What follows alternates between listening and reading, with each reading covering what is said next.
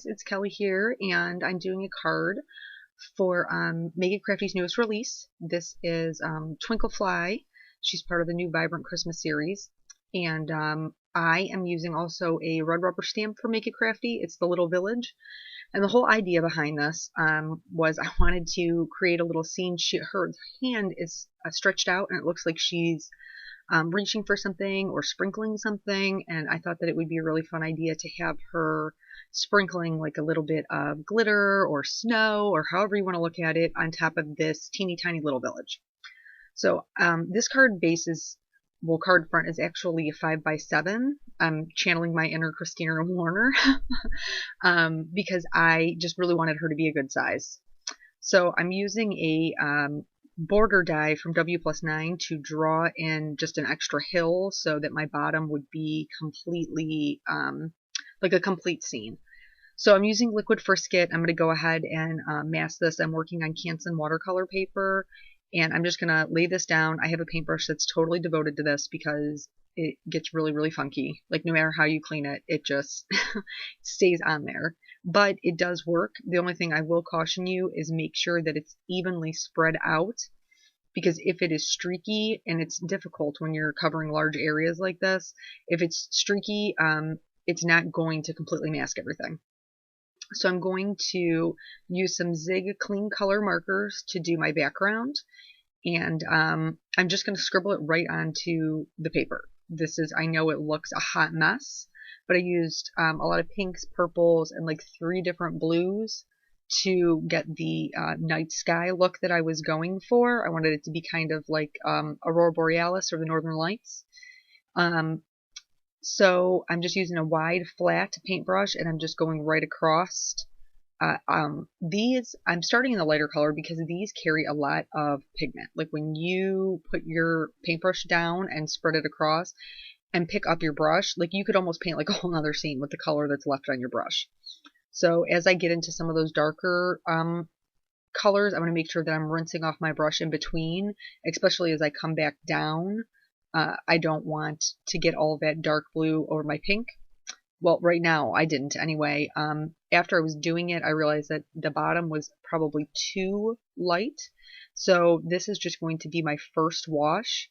And I did what I was supposed to do. I taped it down and all that jazz. Normally I don't do that because I'm too cheap to waste the paper. But it was already 5x7. I mean, it was already a huge piece, and I didn't want to mess it up by being a cheap chicken. So I'm going to go ahead and dry that down, and then I'm going to do a second layer. So I'm pretty much just going to do the same thing I did the first time, but I'm adding different colors in different areas. Like I added some purple on top, and I added some blue toward the bottom, just to mix it up and get a little bit of variation. And then I'm just going to do the same thing. I'm just going to swipe my paintbrush across, and then once I am done with that, I'm going to dry it down again. So I really like the way that it came out.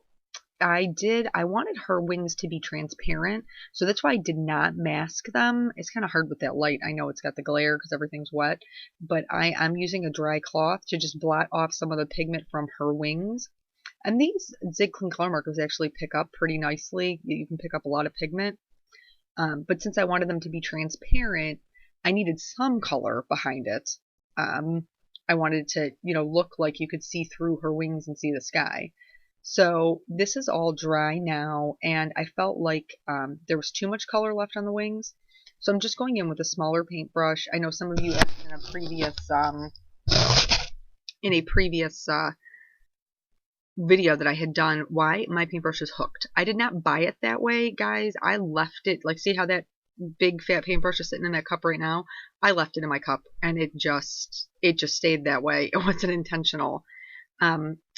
So after I cleaned up the wings a little bit more, I'm just doing some light spatters in the sky to create some stars. I wanted a good variation. So after I'm done sprinkling those on, and as you can see, I did quite a bit, more toward the top than the bottom, I'm just going to blot it up with a dry cloth. And like I said, they pick up pretty nicely. So you can see there a bunch of little teeny tiny stars. And then to pick up this liquid frisket, I'm just using my finger. You can also use like a kneading eraser or plastics eraser that'll pick it up. And then once I get a lot balled up, I notice it really pulls against the paper, so I just pull it off and then start again. So I'm going to do my Copic coloring. I always start lightest to darkest and then darkest to lightest. This is a very long video because it is a very large panel, and I didn't want to cut out any of the Copic coloring because, you know, if you're coming to see me get crafty, most of the time you're coming to see the coloring. So what I'm going to do is I'm just going to speed it up, and I'm going to put on some music for you guys to just watch me color. And I mean, you'll see everything's basically the same. I just start with my lightest for my shadows and then go out to my darkest. Most of the time I'm using the feathering technique, so just very light pressure using the tip of my marker. So yeah, that's pretty much it, and I will be back toward the end when we are putting the card together.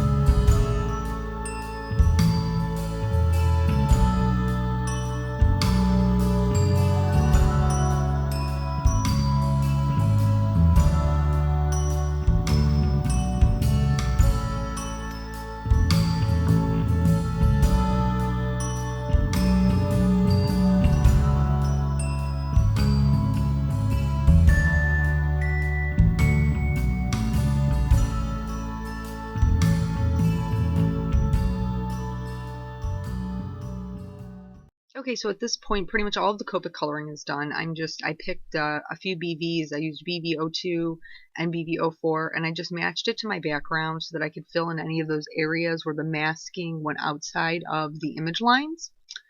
And then once that was done, I went ahead and took a white Wink of Stella pen over her wings as well as the snow to add some shimmer, and I really wanted to set her wings apart a little more from the sky. So the white does dull the black quite a bit, but I re-outline everything with a Copic multi-liner, so that was not a big deal. I added some clear sequins from Pretty Pink Posh, like scattering down in a swoop from her hand onto that little village.